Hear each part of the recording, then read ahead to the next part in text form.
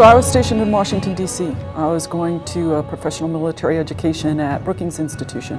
My husband and I had just gotten back from the gym working out. I was getting ready to go to school. We lived right downtown in the district in 21st and O, about a 10-minute walk from Brookings Institution right at DuPont Circle. So I remember it very clearly. I was in my last week of boot camp in Great Lakes, and we were in the firefighting simulator, and one of our leaders just shut all the simulators down, and they told us to go to the auditorium, which was really odd because we were supposed to be in firefighting all day long. They asked everybody who had family in or near the trade centers to leave the auditorium because our sister division, pretty much everybody was from New York. So a bunch of people got up and left, and then they told us what had happened. So I remember that day pretty clearly. I was a sophomore in high school actually, and I had just made it to my Spanish class for the day. And we had started our lesson like any other day, and the principal came on and made an announcement that the teachers were going to have a conference. So they came back, at which point they decided that it was appropriate to turn the news on so that everybody could be aware of what was going on. And my husband's an airline pilot, and so for us to both look at an airplane to crash into a building without a cloud in the sky made no sense. We were trying to make sense of it. And then shortly thereafter, the second plane flew into the tower, at which point they told everybody to call their families and make sure their families were good. And they turned the news off and they released us from school. They said, you can go home, find your families, make sure everybody's okay. I was working in the Pentagon. I belonged to an office that supports Special Operations Forces. We were close to the point of impact, but not directly affected by the blast. All I remember was it was an absolutely beautiful day when I went into work, and my boss came into the room. We were all watching the World Trade Center's attack at that point in time and yelled at all of us to evacuate the building. Chaos ensued. It was incredible to sit there in downtown Washington, D.C. and watch the absolute chaos of people leaving the district as fast as they possibly could. And you can only imagine the buildup on the streets. To sit there and watch what was happening at the Pentagon on your television as you watched things happen there, knowing it was just right across the way. I can remember as I went outside, a person came across into the building that had a lot of cuts and was bleeding from facial wounds. As you looked outside, you could see the fire starting on that side of the building. A lot of awful smells, a lot of noise from the alarms going off in the building, directions to evacuate immediately, a huge amount of chaos.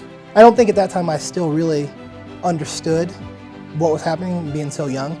But, you know, in the subsequent days after that, it really kind of struck me, yeah, like, this is a big deal. This is something we've never seen, you know, in my lifetime or in the history of the country, really. It definitely was a catalyst for me to change my outlook on the military.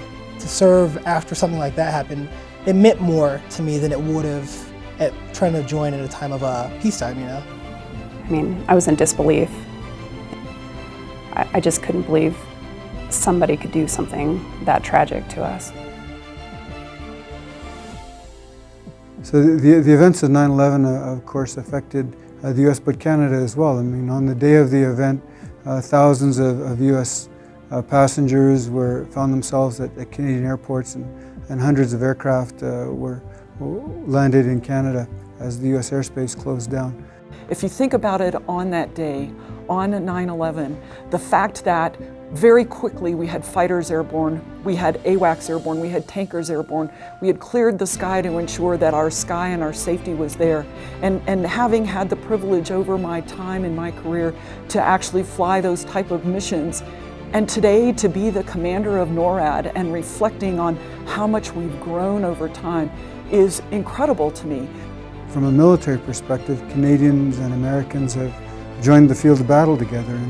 And when I was in Kandahar in 2008, 2009, that was a result of the events of 9/11, strung out years later as we were dealing with the aftermath. You know, Canadians commanded Americans in Afghanistan, a sign of the trust that had built up over the years. Or back here in North America, it's a really special and strong relationship that exists between the two of us. We all work together as a big team. We're dealing with a new environment, and we're best to do it together.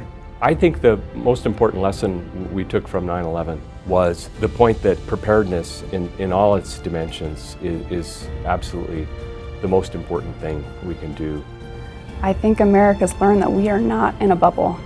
We aren't as protected as we think we are. And even though we have amazing intelligence and an incredible military, we have a lot to look out for.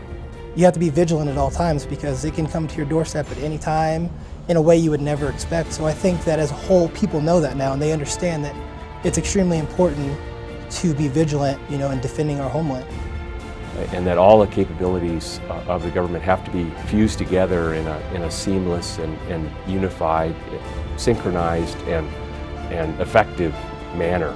Without that, we just won't be able to meet the challenges of events that are going to be coming in the future, whether they're man-made or natural. The mission's never really over here. You're constantly on the lookout. You never know where the threat's going to come from or where the next attack is going to come from. And it's really eye-opening. It really is. The defense of our homeland is something that's paramount, and you don't understand that being deployed and being overseas and being on the ground all the time. You don't always understand that you're defending your home.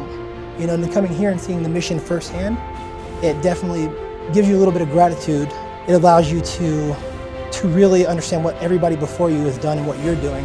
Command is a privilege, but to have the privilege to be responsible for the defense of the homeland, that is a sacred responsibility. And it's something that every single day as I prepare to come to work, I remind myself of my job and my role here each and every day, and know that as importantly, there are such great people on the staff, great commanders in the field that do that each and every day to defend our homeland. So it's something that I treasure, something that I value, and a role that I take incredibly seriously.